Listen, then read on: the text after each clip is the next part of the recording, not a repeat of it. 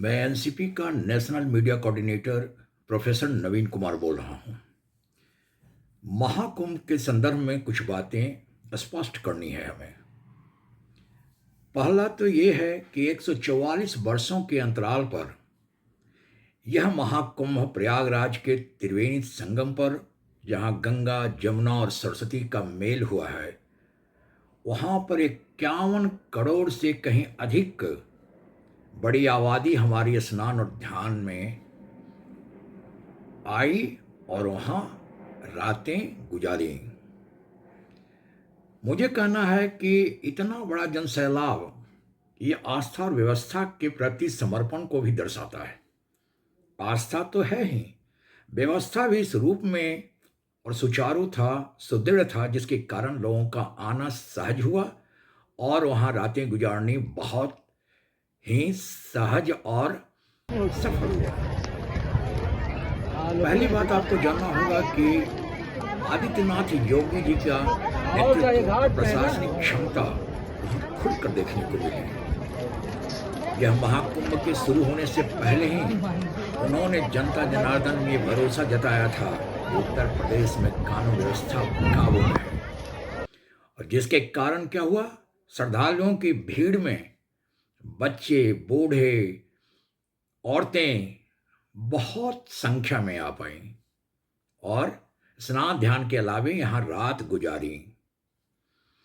दूसरी चीजें जो जग जाहिर है कि केंद्रीय नेतृत्व आदरणीय नरेंद्र मोदी के नेतृत्व में सड़कों का इतना बड़ा व्यापक जाल देश के कोने कोने में बिछा दिया गया, जहां से बहुत ही सुगमता पूर्वक हमारे श्रद्धालु प्रयागराज पहुंचने लगे।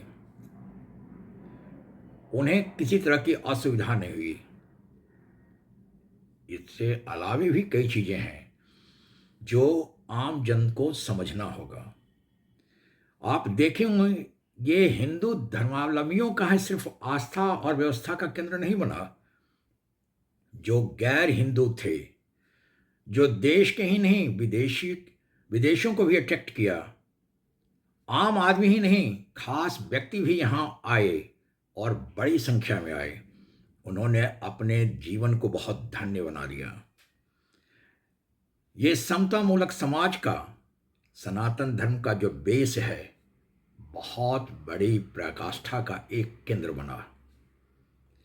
दुनिया जानती है कि इतनी बड़ी संख्या अगर आस्था के लिए इकट्ठी हो सकती है तो देश और विदेश में कोई भी चुनौती होगी, उनका भी सामना बड़ी मुस्तैदी से कर सकता है। दूसरी चीज और भी यहां समझना होगा कि लोग, खासकर यहां की सरकार ने लाभार्थियों की इतनी बड़ी जमात तैयार कर दी, ना सिर्फ भोजन बल्कि उनको आर्थिक रूप से भी संपन्न करने की कोशिश की, जिससे उनका क्रय शक्ति बढ़ा और वो इस प्रयागराज में आए और खर्च भी किए।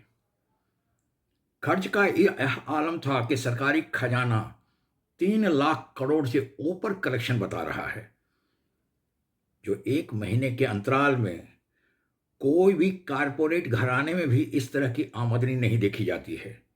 स्वेच्छा से, बिना किसी दबाव के, भीड़ ने पूरी श्रद्धा के साथ, पूरी समर्पण के साथ ये सारे काम किए और अभी तक कर रहे हैं। इतनी बड़ी जनसंख्या के आने के बाद दुर्घटनाएं नहीं हो, यह असंभव है। कुछ छोटी बड़ी दुर्घटनाएं हुई हैं, कुछ तो जनता जनार्दन के लापरवाही के कारण हुई, कुछ हमारी प्रशासनिक चूक के कारण भी हुई है। अगर उसको नजरअंदाज कुछ देर के लिए कर दिया जाए तो यह जनसैलाब जो 51 करोड़ से अधिक है, अमेरिका, इंग्लैंड, कनाडा का जो जनसंख्या है, उससे कहीं अधिक जनसंख्या प्रयागराज पहुंची है, तो यह सफलता का द्योतक माना जाएगा। और यह भीड़ अभी तक वहां बरकरार है। और भी चीजें आपको समझना होगा कि यह सहनीय है या असहनीय है। जितनी बड़ी भीड़ हम आप आए, इकट्ठे हुए एक जगह, वह कुछ इशारा करती है। इशारा इसमें करती है कि हमारी जनसंख्या भी बढ़ रही है, सुविधाएं बढ़ रही है, संसाधन बढ़ रहा है, लेकिन हमारी जनसंख्या भी उससे कहीं तेज गति से बढ़ रही है। और जनता जनार्दन को खुद सोचने के लिए मजबूर किया जा रहा है कि स्वेच्छा से जनसंख्या नियंत्रण करने की कोशिश करें।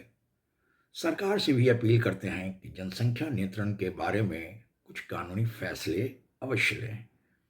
धन्यवाद।